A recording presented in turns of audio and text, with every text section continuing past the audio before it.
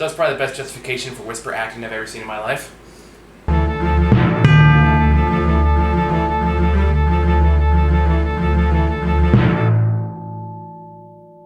Fair. Yeah? Alright, so... This water.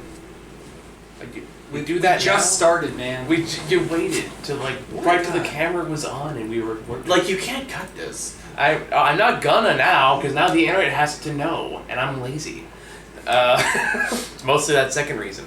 Anyway, so yeah, Chris is here, obviously. It was the first movie we've seen in person In a long time. in like 8 years. Yeah. Which is just kind of weird. You and I live together, so we watch stuff fairly frequently. I mean, I had to come along for Quiet Place too. Which is what we're going to talk about. Yeah, this is one you've been bugging about pretty much since this time last year. Yeah, I know, Max. As well as Max, who was sitting on my foot for some reason. Okay. Anyway, so yeah, Quiet Place Part 2. I think we should probably start off with the first one. I know you and I saw the first one together. We both really liked it. Chris, you said you fell asleep during the... Yeah, I fell asleep, but that's not an insult against the film. It's not a comment on its quality. I was sick, and I just fell asleep. Did you ever go back and rewatch it? Or? For a year, I was like, I'm going to go catch up, and I just never did. I mean, it's on Hulu now. So, to this day, do you have any idea the first one ended? Yes, I do. Okay. Yes. I was going to say, that always, the first, 30 minutes would be really confusing otherwise. No. I got caught up. There's this whole discourse about this film where it reviewed really well, and people on social media really liked it, but then you went to film sites and it's ugh. So many plot holes, which I hate that I guess whatever. I know YMS came under fire. He made this really defensive video about it. Which one was YMS again? Your movie sucks. Oh, right, yeah. Which... Look, the thing about plot holes, the older I get, the more I realize how shallow of actual criticism it is. Oh, I agree. I think that's why I get so mad whenever people start this doesn't make sense, it doesn't fucking have to make sense. It's about how it makes you feel, you fucking morons. Right now, all I feel is disdain for you for being that person. So anyway, my point is, I used to be that guy. I grew out of that guy. So now watching movies again like this, there are some parts well, that doesn't quite entirely make sense. But at the same time, it's yeah, but does the whole work? Does it work in conjunction with those scenes? Does it work in conjunction with what it's trying to go for? And for the most part, that leans into Quiet Place Part 2. I thought this was a really solid film. I think I liked... so my thought is that this is a good sequel, but again, I just liked the first movie better. I just felt that the story was a little bit more self-contained. Yeah, I think that's fair. Just that the stakes were just sort of limited to the farm. No, we can't play ball puppy. This happens every time. Which is why we typically hold them while we're reviewing at home now. Yeah, always he gets all barky and aggressive. And or whiny. Whiny. I might have to grab him right now. He hasn't seen me for a while. True, but he's not even looking at you, he's looking at ball. He's expecting you to throw the ball, which isn't great. Anyway, so what were your thoughts? It was okay. Okay, alright. Again, I don't have any really strong connection to the first film. Mm-hmm. I have issues. I don't think they're so much plot hole related, but stuff that I just don't like in film happening. And I guess when we talk about it more in detail, I'll explain that. You're probably gonna think it's nitpicking bullshit, and I'm not gonna lie. There is one really thing I think you and I are gonna agree with in terms of faults, because I heard you whispering while we were watching the movie, and I can't say I didn't disagree. And I understand with the character, I'm just gonna call liability from this point onward. So. Oh, are we talking about the son? We're not gonna get too much into spoilers yet, but yes, the son was a big fucking problem. So I understand in films, bad decisions happen because it's needed to drive the plot forward. Yeah, I get that. There are good and bad ways to do it. It's especially good, and it's especially good to use that in horror films or thriller films, which I'd say this is more like a thriller than a horror film. So characters are making bad decisions, and then the son decides to play that game. He just fucking demolishes the competition. Like I said, we'll talk about that when we get into spoilers, but let's try to play it vague for the time being. But I was also. Yeah, dude. I was in the same mindset. Yeah, like, dude. At least the son from the first movie was just dumb and young. Yeah, like this one. He had like, an excuse. He had an excuse. Yeah. He wasn't even 6. I mean, to be fair, he's not like he's 8. Like he's still the same age. He just looks older. No, the younger son. Oh, the like kid that dies in the first movie. Yeah, the little kid that died in the first yeah. movie. Okay. His excuse was he's not even 6, man. Yeah, and surprisingly calm during all of the So- that prelude scene too. Sorry, before we go on, I just have a question. In this post-apocalyptic universe where monsters hunt you by sound, do you think you would survive? No, I Would would you not. survive? No. Dude, I would just fart like really You know loud who one would time. not and then- survive? But Everybody in the theater we were with. we had that same We were experience just talking last about time. that. Yeah. In fact, Oh my God. I'm pretty sure that's what we said the last time Yeah. when we reviewed this movie. You know who would not survive in this fucking film? That fucking asshole who just fucking kept coughing. Coughing or like Mr. Eminem bag, just rustle. Oh my god, he had like one of The those loudest. Costco size things of M&M's. He must have, because there's no reason he would be fiddling with it that much the entire movie. It was the loudest bag of something. Like, it was good to be back in the theater, but then I was like, And then you also Oh, remember yeah. like there's some parts I that's don't right. miss. Yeah, exactly. Yeah. But, that's more just a joke. It kind of did get me when people were whispering, and it was like scenes of quiet, like the daughter's walking out, like the camera's moving, Yeah. and you hear like these whispers. It's like, are those whispers from the audience, or are those like little incidental whispers from the film? Yeah, I was know, also like, like tripped me up. When a it little bit. came to that, I'm like, okay, this was a definitely I would have streamed it. Yeah, but that being thing, said, you know? that being said, I do appreciate the theater experience, and you still. Oh yeah, no, I mean, theater. I just think for this kind of movie, It could benefit It was- from that, but I still Yeah. like if I had to pick one, I'd still choose to go to the I theater. think- But I just wanted to be like one of those monsters and just go to that guy and just put your fucking bag down. And I know that's totally not related to the actual quality of the film. yeah, so But- let's actually talk about the film now. Yeah. So like here's the thing I do really like that I noticed kind of like that carry from the last movie, and definitely is John Krasinski getting more confident in his role as a director, which is the framing and the pacing of this movie is very, very confident. Oh yeah. For better or worse. The pacing, I felt the pacing in this one was a little bit better. Yeah, so like in this case, like especially in the 15-minute prelude this movie has, it's basically just a giant flashback sequence. It's the way the movie is shot and the way it frames the monsters in conjunction with the characters and the action, and like it's at a steady pace. There's some good continuous shots there. It is very confidently done for a director's second outing, And which especially I have to because, respect. because the What's first that- one was such a I success. think it's third. What's the second one I then? don't remember. That's not very Really? helpful. What? I don't. I remember So, reading an article. It was like his third outing. I'm gonna go. What was on. to add on to that, the first one was such a huge success that definitely during this time he was able to figure out what people liked and did not like. Yeah, that's So he's true. able to like really just frame everything around these moments of quiet, and the tension was, I think, built up better this time. Like just Like I said, in terms of editing, like where everything cuts, how it was cut was pretty on point. And even if this is second or third, he's still relatively new. okay. The first one was The Hollers in 2016. Yeah. What the fuck was that? It was a movie in 2016. All right. I guess he directed like 3 episodes of The Office, but that doesn't count. Oh, yeah. So I guess this is like the second mainstream movie he's directed. Then we'll go Yeah. with that. So yeah, like I do agree with that. I think it's definitely a case of he has a better idea how to film just these kind of thriller horror movies too. Mhm. So that way, and how like again just the what's the word for not choreography, is that the right word?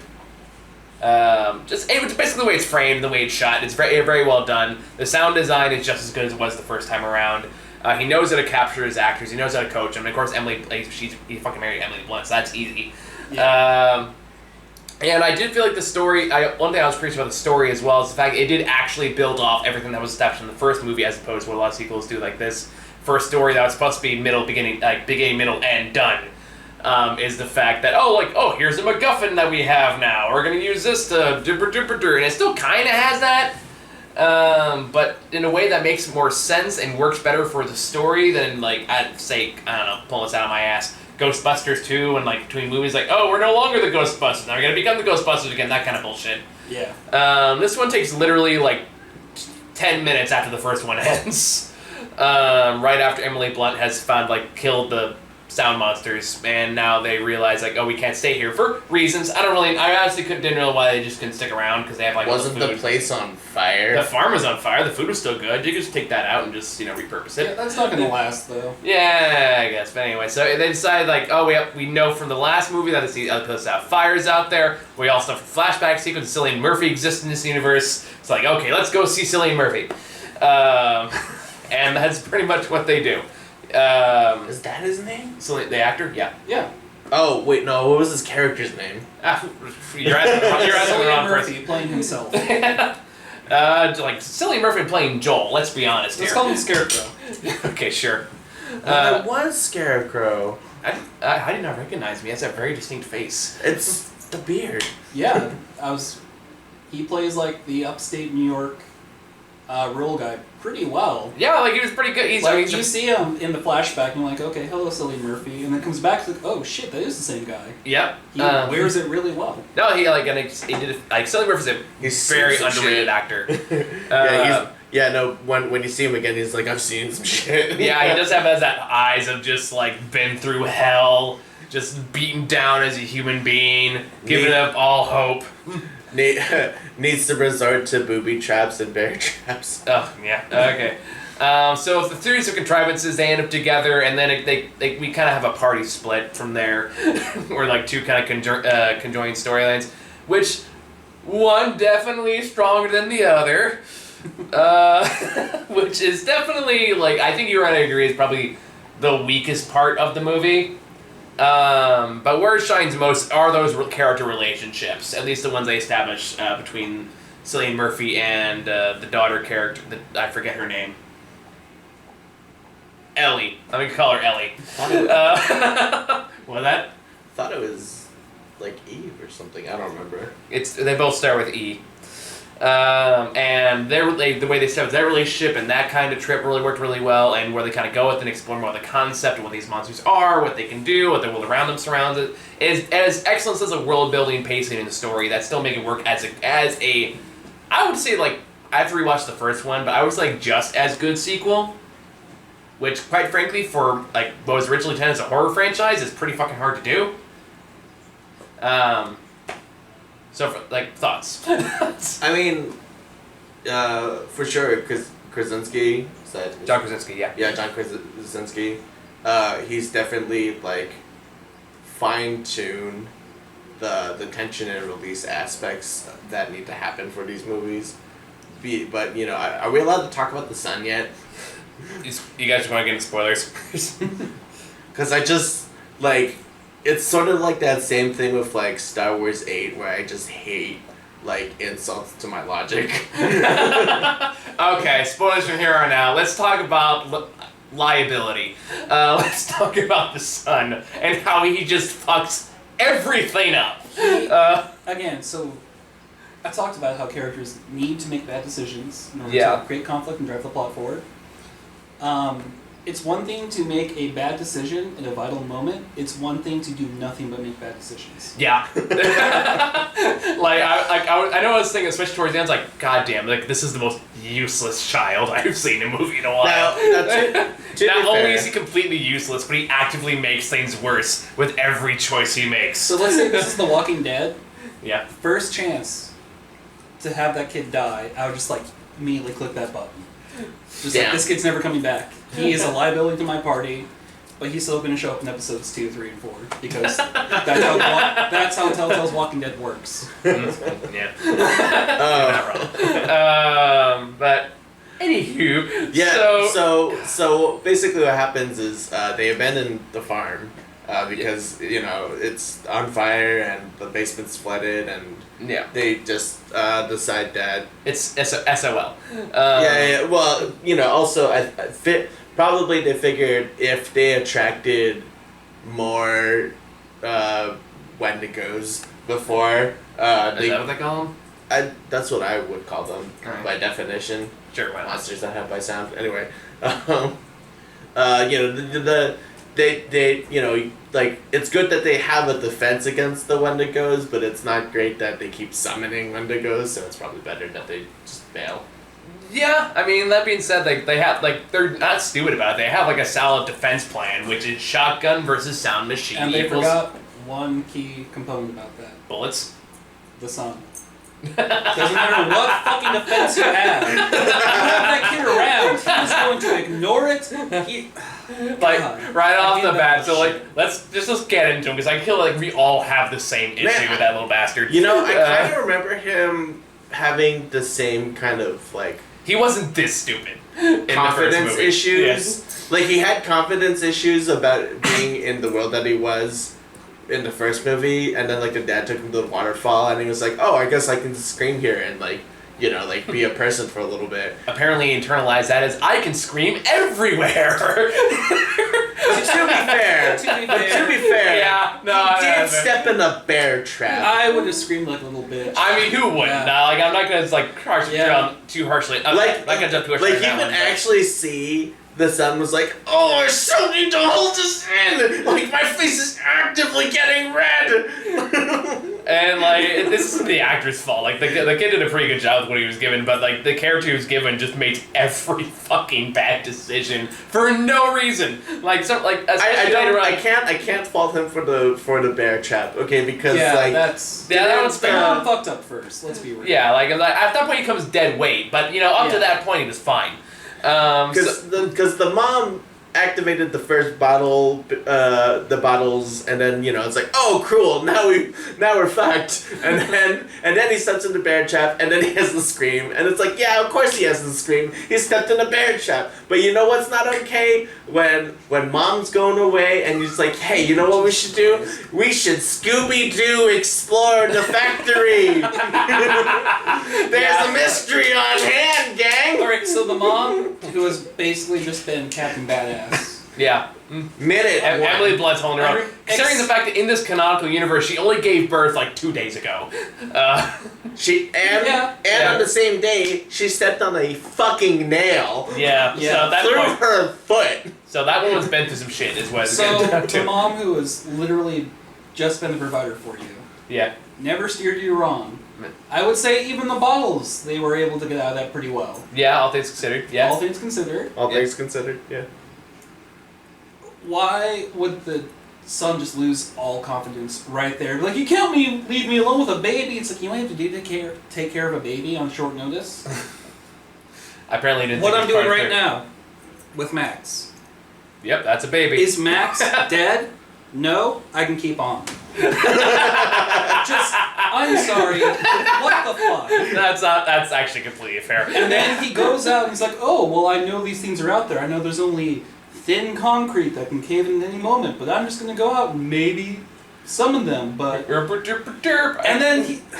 And then... God. And then it only goes downhill from there. That's his peak mentality. Yes. I'm gonna, peak thought is, hey, let's take a look around. And then everything's like, oh no. To be fair, he did scream when he saw Cillian Murphy's wife's corpse, which... Max, careful, buddy. Which, to be fair, I'm what the fuck? Yeah. That is a weird thing to just have lying around there. I guess he has all these not really abandonment issues, but these issues of just losing everybody suddenly. Yeah. I kind of get that. I mean, it could be worse. It could be like hedging jars. But at the same time, if you're being like, hey, I'll be back in 3 hours. Is 3 hours a long time to wait where you're safe? I'm gonna bet it was not even that. I'm gonna it was 20 minutes. It's just time goes by slow. And then he drags the creature to where they are safe. Yep. And then he locks himself inside the fucking furnace. And then without the towel. Oh, without checking the air. Yeah, without checking the You air. should have checked the air for the baby first. Which, God. This kid was so fucking why didn't... because there's this little towel by the furnace that lets him close the furnace out, locking themselves in. But his dumbass just ran in there without checking that, so he locks himself in, and then realized oh shit, I'm running out of air. And he has a screaming baby with him at the same time, who's also running out of air because he didn't think to not put the baby in a box to take a look around for mommy dearest. Yeah. To show that she can take care of her own. Honestly, if I was the son, all you have to do is just put the baby mostly in the furnace thing, and leave the door open, and then when shit hits the fan, just crawl in with the baby. It's not even that hard. There is no reason, like... Meanwhile, I guess Emily Blunt at this point has realized how dumb her child is, because by the time she gets back and hears things go boom, she's like, "Ah, what the fuck did he do?" And like runs in there. Now I understand that what John Krasinski was trying to do in the prelude to sort of set up the son as sort of like dumbass, nervous with the baseball. Is hypochondriac the right word? It's like even it's just a bit with the baseball scene. Hypochondriac scene's a bit too Where much. he's I would just- say like that's probably like I would I say apologize. I would say anxious, extremely anxious. There we go. That's a much better word. Like I was just like, okay, I understand what he's trying to do. It's just like, okay, so the kid gets nervous really easy. He doesn't have a lot of confidence in himself in his clear shit baseball play. But hey, just want to point out, before the meteor struck at, he was almost only at strike 2. Was that a meteor or that was like an airplane or I something? don't fucking know what Something big fiery ball of death. I thought it was like a meteor that fell from the sky. And so with that, I know everybody handles anxiety different, but if you're trapped in a strange place and you're extremely anxious and you're being told this is a safe place, how many people would knowingly just go fuck about outside of that? You gotta Scooby-Doo! You gotta Scooby-Doo, Chris! Otherwise, how do you move the plot forward? Like, well, to be fair... I feel like we're giving this kid way too much credit if we have to say to be fair. To be fair, he didn't make all the bad decisions. No, every decision he made was a bad one. He's not the only person who made bad decisions. No, but at least Cillian like Murphy kind of fucked up at the boats. Yeah, but that's kind of a faux pas. Yeah, but that's also a bit more understandable. At least it, I guess that makes sense in terms of, hey, we have maybe 3 options here. Yeah. 2 of which involve me dying. Yeah. So, but also, like, if you're on a boat and you're getting the boat ready and you know the monsters can't go in water and you hear this thing right behind you, would you go check it out or you'd be like, I'm getting on this fucking boat right now? I mean, to be fair, they didn't know they couldn't swim. They said no, because what I would do, right, and I get what Chris is saying, is like, I'm untying the boat, something just happened behind me, I'm getting on the boat. Away from the thing. Away from the thing that's behind me, because it's clearly not on the boat yet. Yeah. I mean, there was no reason for that scene to happen. Those island people really should have done, like, daily surveillance. Maybe they did, but you really should have fucking done it. After this guy's like, hey, there's a bunch of monsters by the dock, we barely escaped. Maybe you should be like, okay, well, let's check around. And also, did they not have guns? Yeah, probably not. I don't know. I'd say, like, what are they gonna do? Like, hey, boom! now, in defense of the island people, they knew the monsters couldn't swim. How would they have known that Cillian Murphy was like, dude, just accidentally here's a boat that you can ride on, monster guy. That's why you just check every day, even when you're safe. Well, I think they will now. All 12 of them. No, there's still a good chunk. They let him away fast enough. Also, what's his name? Jimon Hosu? Is that right? Is that how you pronounce it? I'm not even gonna try. Whatever his name is, can Yeah. just like put him. He in was making some good decisions, and then he got to the radio station, and his brain fucking shut off. See, that's one of the bad decisions that needs to happen. Yeah, like that one's more justifiable. Like, I get it, but like Hollywood just like put this man in a bit part in every movie. I'm down. Like he is so charismatic. He is so great. You're trying to get your bone, buddy? You're trying to get your bone? Keep it out from the camera. Okay, good. Good boy. Okay. And look, even Max, a little dog, was able to make less sound getting shit than the kid. Oh my god. Okay, like, so this kid just really is a huge sour point to the movie, to the point where I'm like, man, just... I don't know, I can look past the kid, because I definitely see what you're saying. I do agree, like, everything with the son, is, especially in the second, third act, is fucking awful. Especially when they have the heroic moment, and towards the end, like, bitch, you caused all this. Like, I was waiting for the awkward conversation, and Cillian Murphy comes back, and they're like, hey, we fucked up your house. But see, would that matter? But I had to Scooby-Doo it. Gotta Scooby-Doo, man. You gotta Scooby-Doo it. That's gonna be the title card for this video. All I fucking needed was, like, Freddy's orange ascot. But Yeah, but I also like the parts for me, like this, the main emphasis of the film, I think, really kind of outweighed the negative with the son and all that stuff. Like Cillian Murphy's and the daughter's relationship is very good. Yes. I really love the kind They of. are great. It didn't really feel like the closest we've had to an like Last of Us adaptation until that show comes out. We'll see how that does.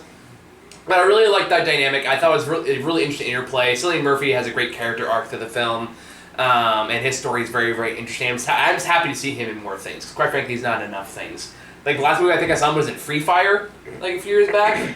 I know he's in, like, TV show stuff, but I haven't watched him. But. Man, I was just thinking about it. The mom, like, gave birth, stepped on a nail, and then gets her fucking leg stabbed in the end. Yep, and still managed to kill, like, 3 monsters. and still took care of her family. Yep, and it's like that's why I don't really blame her. Whenever like the daughter ran out at the beginning, she's like, "Cillian Murphy, go find her. Find my daughter. You do it. I'm gonna stay here. I've been in a lot of I know what my son is like. I have to watch after liability. I mean my son." Because I get it's really easy to harp on the son, but I sort of understood what he was going for. I understand it too, but I like. It's just there's like definitely a difference between like poking plot holes and thinking that because a plot hole exists and therefore it's bad versus this plot element is literally dragging down the overall quality of the movie, and that the son really heavily toes that line. I'm just gonna say he should have died in the first one. There wouldn't even need to be a second movie. We know they'd all be fine. Oh, that's not true. Well, Okay. I mean the daughter still would have made dumb choices too. I don't know. When you have the Deus Ex Machina of your universe to save everybody, and you're a teenager, you probably want to go for those lofty goals. Yeah, no, I totally respect her decisions. Yeah, no, I mean, I like get she's just smarter of the group, and at very least, like the set pieces work great. So what they do, it's in the first movie, right, where they make the they put the feedback of the hearing aid on that. Yeah. So they hear one random radio station is playing Beyond the Sea, and she's like, "It's a clue. Like, the signal's coming from an island. Yeah. It's got to be safe if people are working it." Yeah. So she's like, "I'm going to put that and put it on the waves, so that way everybody can just fuck up these monsters." Which sound logic. This is getting plot hole territory, so she Okay. stand for whatever. That's only their area. Radio stations don't go that far. True, but for that area, you can make it really secure. And this is really just plot hole heavy, so... You're going to be just that... saying, I'll give you I'm permission to gonna be I'm that gonna be that guy guy. for 2 minutes. There's no way the military wouldn't have figured this out. Time to figure it out versus time to utilize it, I think were quite two different things. Okay, and then if you're running through towns, or wherever people are just like, "Everybody turn on your radio!" They're going to be like, "Fuck no. Are you shitting me? Those things are going to come right towards me. No, guys, it's going to be totally great, I swear." Like... First off, I know that's very, very stupid plot hole. First off, how are they even having this conversation, this theoretical situation? Yeah, that's exactly the kind of plot hole this gets to. I don't know. I feel like you can easily find ways to work around that. Like John Krasinski said, like I already have the outline for the third one written out if they want to keep going with this. So that's clearly there's good, a plan because there. this ending. It ends the I have same some way. thoughts. Ends pretty much the same way Now, the first hang one on. did. To address your concerns, I have instant ways to fix that. It's called a whiteboard and a marker and then it says 106.5 for safety. Yeah, because I'm going to trust some random fucking person. Look what trusting the little girl on the boat dock. I feel like all you need to do is go to the town square. I imagine a western area for this for some reason. Also, and it's I don't think that was a little girl. I think that was just a short woman. With a very fucked up face. Also boat hillbillies? Oh yeah, the boat billies? The weird... I did wonder why they just didn't go on the boats. The boat coat. I just ruined my own joke with more. It's alright. The docks have eyes, people. Yeah, I feel like it just solved that problem. You just have to go into a random city, just have a radio, have a shotgun handy, just hold the radio, loud noise, bing, bam. Okay. I know it's only in terms of these people. This is their story. Yeah. Nobody else really matters, just in terms of, the narrative. Yeah. So I get it. So those are like the workarounds for the plot hole. But at the same time, it's like... I'm sure you can figure out a way to make it work. That's not something I'm gonna harp it on. I think it's a little unfair criticism. If the girl grows up to be like this badass, just going throughout the United States, just luring them out and just capping them right there, you know what? Like, good for her. Like fucking Denzel Washington, Book of Eli kind of shit. Never saw it, but I'm gonna be honest. Or Mad Max, better. You know what I was surprised didn't work when Emily Blunt blew up the oxygen tank. Well, they make it very clear the only way to get through them is when their heads are exposed. Yeah, I understand that, but I felt like it was doing the whole like sensing with the faceplates or whatever. Yeah, I feel like they set up that it is a metal canister that would explode fragments. So there's a pretty good chance that one fragment would have gone through the face. It's just like a liquor in Resident Evil because they look just like liquors. A little bit, yeah. They get the fire first, they get them distracted because they can only hear you, and then you fucking cap them when they're distracted. Yeah, I mean, like, for I see is like they probably like instinctively retract into the big dome whenever it's like anything happens. That's true. But also when she saw the ear, it's like, man, I could just like put it right in there. And I was like, that is my thought. How confident are you in your abilities at that point, though? Because you get literally one chance. If I was specifically Emily Blunt's character, it's like I just hit birth. It's like you guys ever see that clip of the Spider-Man 3 game where you miss an opportunity and you just fall flat and yeah. And it just goes, I'm gonna die, and just blows up. I feel like the same situation. You hold a gun to and it's kind of doing the sound thing, and pew, boing, I'm gonna die, stab. Well, did they know that exploding them could or could not work? They've not established that yet. Well, there you go. Experiment time. Probably not the best time, but certainly a time. She survived. She's fine. Yeah. I mean, she knew what she was going to do after. Actually, good on her for her trying that because there was 100% chance that she already knew that the son locked himself inside of the furnace. Yeah, God damn it! I knew it was going to happen. She probably got there. It's like, oh, fuck it. I knew I should have put tape over the furnace. No, that's the kind of thing when your mom's like, I should have just brought the baby with me.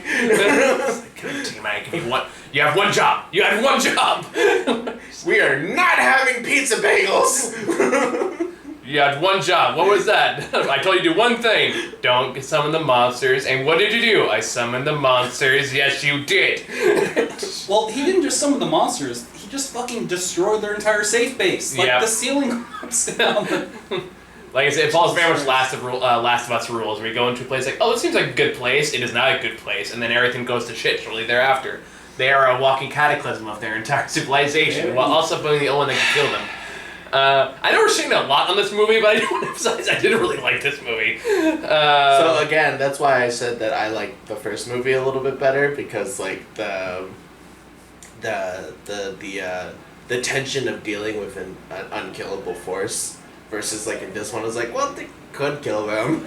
I see that logic, but the way that tension is built up means they just have to be more creative with how they build up the tension. Just because you can doesn't mean... No, because there's a pretty great like tension points when she's like on the subway cart or whatever, and then she like fucking screams, and then the whole place is deaf, and then like she can't even quite see it, and then you, the audience, fucking see the one to go, and it's just like, oh fuck. Yeah, no, there's like great tension. Instant like that. tension. But like that means like it just because you can't kill the monsters doesn't mean you can't build tension with them. You just gotta be more creative about it. It's more like now we have the exploded weakness. Now it's more like what happens when you take it away in this situation when the character realizes they don't have a way to replicate that, or when they try it doesn't work, or God forbid they miss the fucking shot, or any other things. It actually allows you to play with those pieces around more, which is why I think this movie does well. Which is like, okay, now we have the pieces. We know there's a weakness, but like now we can kind of experiment when we use it and when we don't, and when the characters don't have access to it and they don't, then they know they don't have it, which also ramps up the tension that way because then you see that fear in their eyes. By the way, I hope they have another battery for the earpiece, now that they've established that in the radio. They got electricity. I'm sure they can find a way to MacGyver it.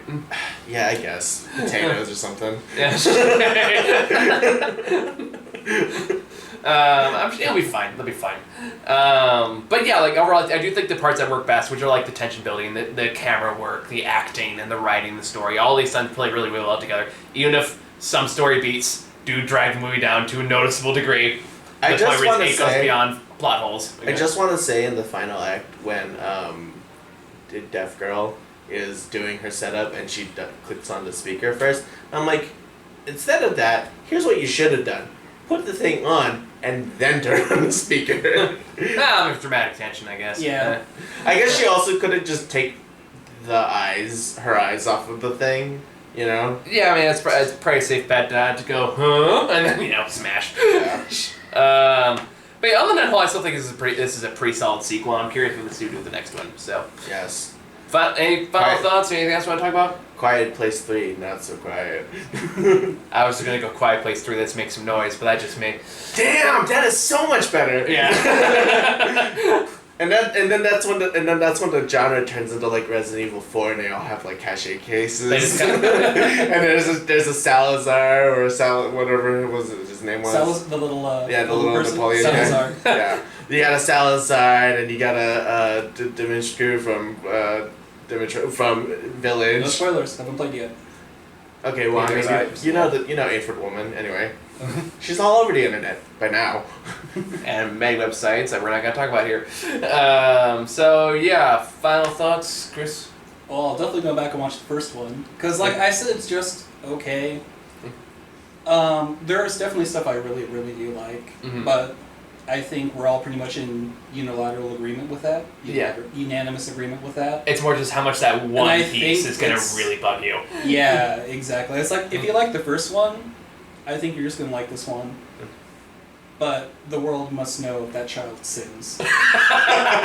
That is, oh god. Honestly, the way you feel about the kid is how I feel about the hamster ball ride from Jurassic World. Not nearly as impactful to the plot. I fucking hate that ride. I mean, they both have annoying kids in them, so I guess that counts. Wait, that I will do Never mind, that. Don't think too hard about that. What I just said. I will do that video next time. Oh, okay. Imagine the kid from Quiet Place 2 in the hamster ball from Jurassic World. You know what I've always wanted to do, and I still might do it one of these days, which is I want to like make a fake editorial to release on April Fool's Day that's just called like the real meaning of Jurassic World, and it's just Howard in front of a green screen rambling about the hamster ball for like unhinged for 20 minutes. Anyway, I think we're good. Yeah, I think so too. I think we're good. So, Thanks for watching. yep, see y'all with the Corella later this week. Oh, I am But- excited. Yeah, it's gonna be crazy. I can't wait. Bye.